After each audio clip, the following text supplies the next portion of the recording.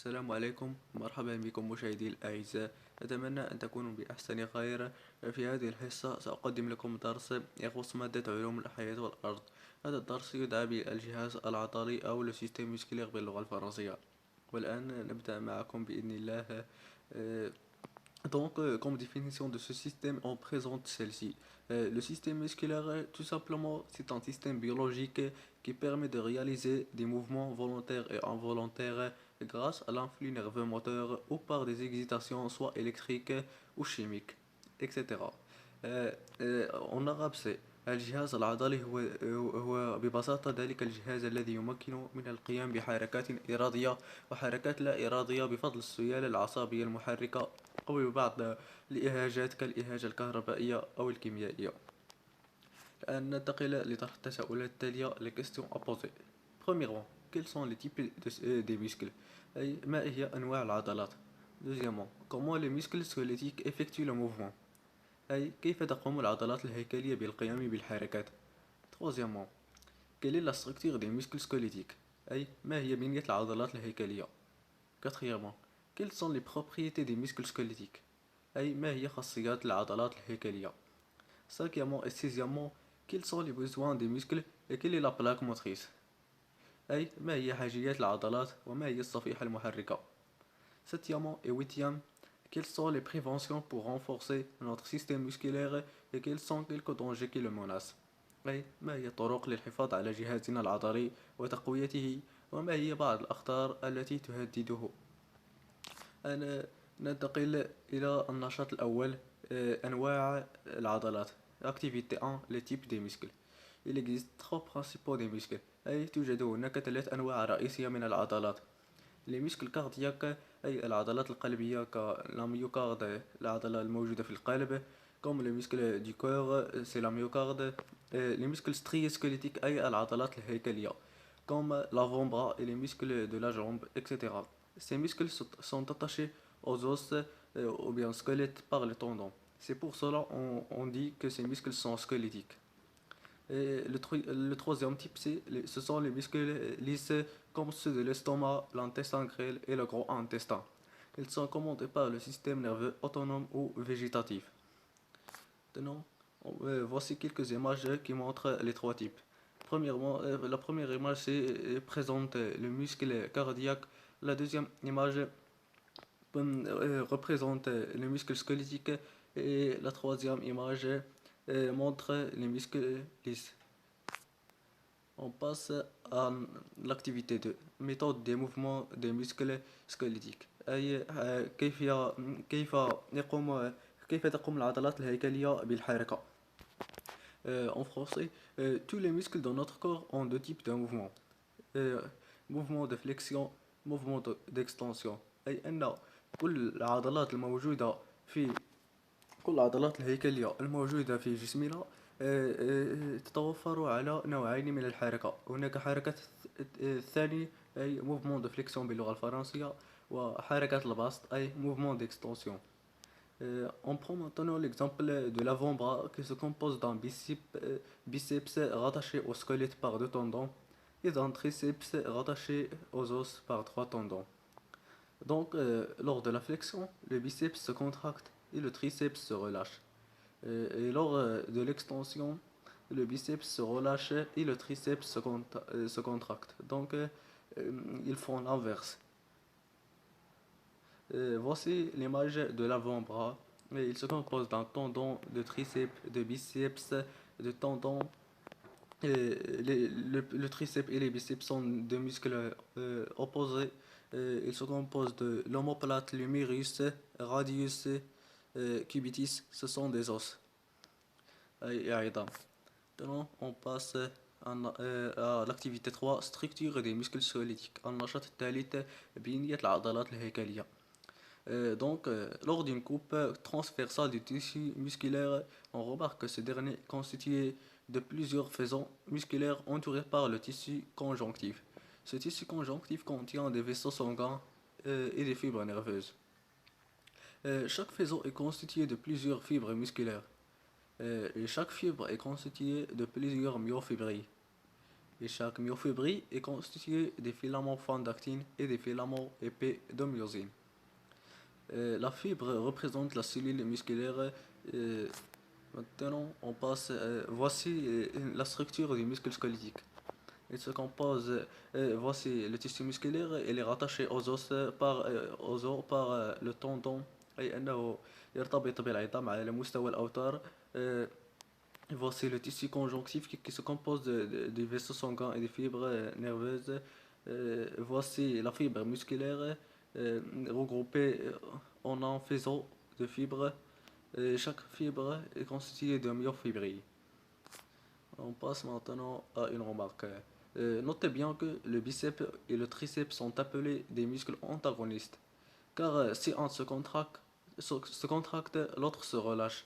Euh, la fibre musculaire est une cellule allongée possédant plusieurs noyaux et se compose des stries. C'est pour cela on dit que le muscle squelettique est strié. Troisièmement, c'est la liaison entre les protéines myosine plus actine qui fait déclencher la contraction.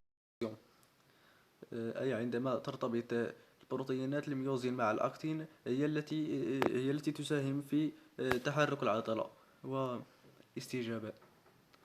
الآن ننتقل إلى النشاط الرابع، خاصيات العضلات الهيكلية. En français, activité 4, les propriétés des muscles squelettiques. Première expérience, si on prend un muscle et on l'excite avec un excitant électrique, on constate qu'il répond au stimulus. Et on dit donc que celui-ci se caractérise par l'excitabilité. أي عندما نهيج عضلة بمهيج كيفما كان كهربائي أو كيميائي، نلاحظ أنه يستجيب يستجيب للإهاجة ونقول أنه يتميز بخاصية الاهتياجية، أي l'excitabilité باللغة الفرنسية. Deuxième expérience, si on prend un muscle qui a répondu à une stimulation, si un muscle a répondu à une stimulation en se contractant, on dit qu'il se caractérise par la contractilité. La contractilité, c'est en arabe al-qolosia. La contractilité se caractérise par un gonflement et une longueur qui diminue. Troisièmement, si on place une faible masse sur le muscle, on constate qu'il se dilate. Et après un certain temps, lorsqu'on enlève la masse, il retourne à l'état initial. Et on dit donc qu'il se caractérise par l'élasticité. En arabe, c'est al-muruna. Quatrièmement, si on place une grande masse sur le muscle et on constate qu'il ne retourne pas à l'état initial après avoir enlevé la masse, on dit que l'élasticité est limitée. أي en arabe, المرونة محدودة. On passe maintenant à la conclusion. Donc, en conclusion, on constate qu'il existe trois propriétés des muscles squelettiques. Premièrement, l'excitabilité أي الاحتياجية، وهي القدرة على الاستجابة للمهيج. C'est la capacité d'y répondre à un stimulus. La contractilité, c'est la capacité de se contracter suite à un stimulus. L'élasticité أي المرونة, c'est la capacité de reprendre l'état initial. استرجاع الحالة الأولية. الآن ننتقل إلى النشاط الخامس.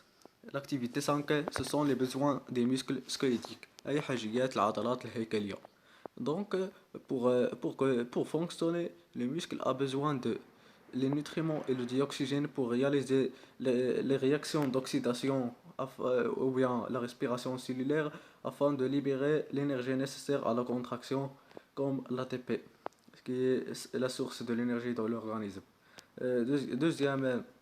Deuxième besoin, c'est la présence des ions calcium qui sont libérés par le réticulum sarcoplasmique. Troisième besoin nécessaire, c'est l'arrivée d'un influx nerveux moteur. Voici un schéma représentant comment les muscles effectuent la respiration cellulaire pour en fin du compte produire de l'énergie nécessaire à la contraction. On constate que les deux besoins sont le dioxygène et le nutriment, et le muscle réalise des réactions d'oxydation entre ces deux éléments-là, et enfin il libère des autres déchets et l'énergie nécessaire à la contraction, et d'autres énergies elle est perdue sous forme de chaleur. Maintenant, on passe à l'activité 6, c'est la plaque motrice, أي en arabe الصفيحة المحركة. Au niveau de l'aire motrice, naît un afflux moteur conduit par les neurones moteurs jusqu'aux muscles pour effectuer le mouvement. Donc, la jonction entre un neurone moteur et une fibre musculaire est appelée plaque motrice. Cela se fait par la sécrétion de l'acétylcholine qui va être reçue par des récepteurs de la cellule musculaire et par la suite changer le potentiel d'action. Donc, dans cette image, si à côté de ce texte, on constate un bouton synaptique qui se compose un bouton synaptique d'un neuron qui se compose de plusieurs vésicules et chaque vésicule sécrète des acétylcholine pour en fin du compte être reçu par les récepteurs fixés sur la cellule musculaire ou fibre. On passe maintenant activité النشاط السابع كيف نساعد جهازنا العضلي ونساهم في تقويته. Activité 7 en français, les aides au système musculaire. Donc, pour renforcer notre système musculaire, il faut que la nutrition soit équilibrée et répond aux besoins énergétiques. En arabe, c'est يجب على التغذية أن تكون متوازنة وتستجيب لجميع الحاجيات الطاقية. Deuxièmement, éviter les efforts physiques brutaux. En arabe, c'est تجنب المجهودات القوية الصعبة جدا التي لا نقدر عليها. Troisièmement, pratiquer les activités sportives أي ممارسة الرياضة وجميع الأنشطة الرياضية كالسباحة وممارسة كرة القدم. و quatrièmement, éviter les drogues, le tabac et l'alcool. تجنب المخدرات وكل شيء من هذا القبيل أو من هذا النوع الذي يمكن أن يضر بصحتنا عامة أو بجهازنا العضلي.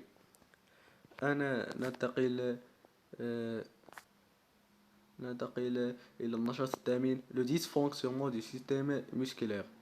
Euh, النشاط الثامن le dysfonctionnement du système musculaire. Donc, parmi quelques dangers qui menacent notre système musculaire, on trouve l'entorse, en arabe c'est التواء المفاصل.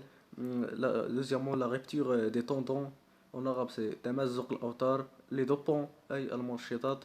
L'élongation musculaire أي الاستطالة العضلية. Les claquages ou les crampes. Maintenant,